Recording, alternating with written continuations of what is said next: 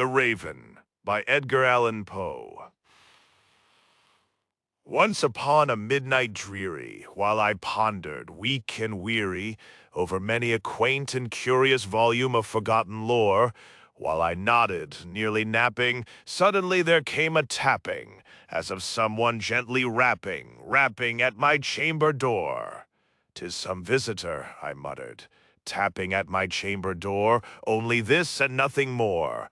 Ah, distinctly I remember it was in the bleak December, and each separate dying ember wrought its ghost upon the floor. Eagerly I wished the morrow, vainly I had sought to borrow from my book surcease of sorrow, sorrow for the lost Lenore, for the rare and radiant maiden whom the angels name Lenore, nameless here forevermore. And the silken, sad, uncertain rustling of each purple curtain thrilled me, filled me with fantastic terrors never felt before, so that now, to still the beating of my heart, I stood repeating, "'Tis some visitor entreating entrance at my chamber door, some late visitor entreating entrance at my chamber door. This it is, and nothing more."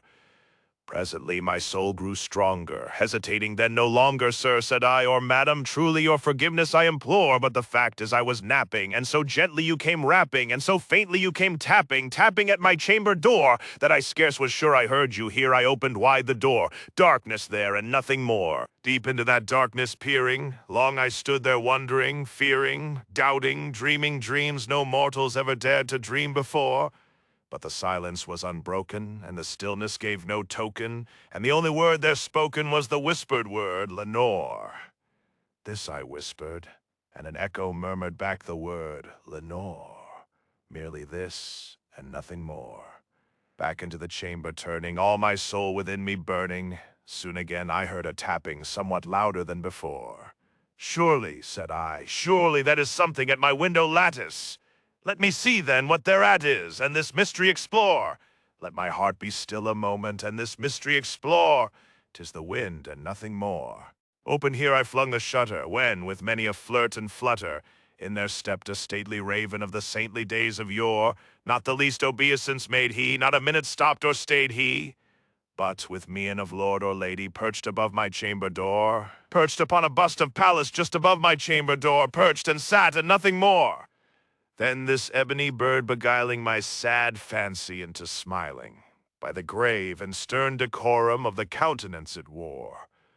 "Though thy crest be shorn and shaven, thou," I said, "art sure no craven, ghastly, grim, and ancient raven, wandering from the nightly shore. Tell me what thy lordly name is on the night's Plutonian shore." Quoth the raven, "Nevermore." Much I marveled this ungainly fowl to hear discourse so plainly, though its answer little meaning, little relevancy bore. For we cannot help agreeing that no living human being ever yet was blessed with seeing bird above his chamber door, bird or beast upon the sculptured bust above his chamber door, with such name as Nevermore.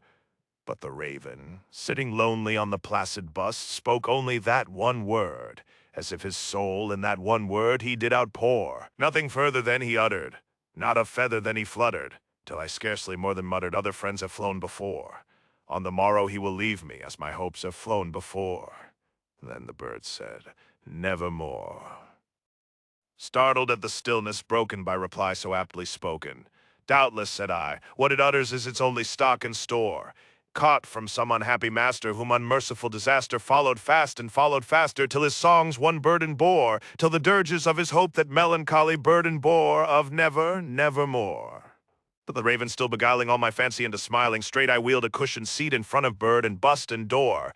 Then upon the velvet sinking, I betook myself to linking fancy unto fancy, thinking what this ominous bird of yore, what this grim, ungainly, ghastly, gaunt, and ominous bird of yore, meant in croaking "Nevermore."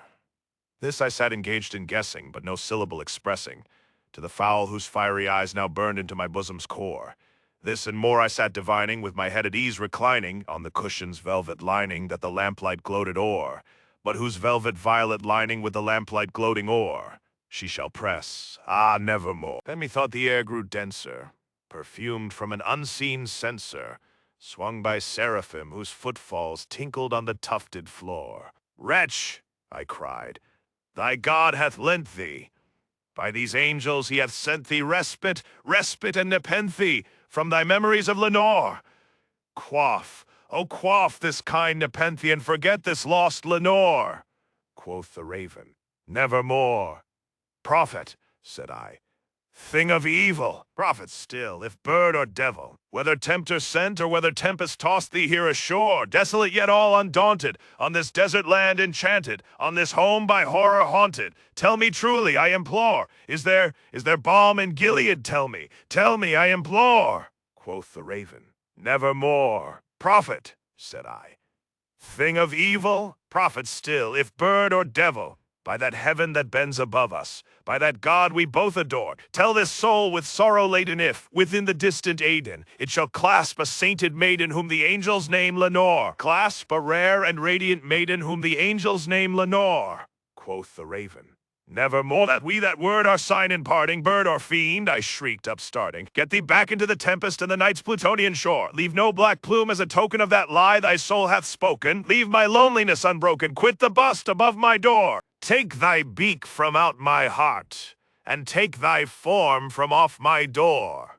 Quoth the raven, Nevermore. And the raven, never flitting, still is sitting on the pallid bust of Pallas just above my chamber door. And his eyes have all the seeming of a demon's that is dreamings, and the lamplight o'er him streaming throws his shadow on the floor, and my soul from out that shadow that lies floating on the floor shall be lifted nevermore. The end, and yet nevermore. Please like and subscribe for more content like this.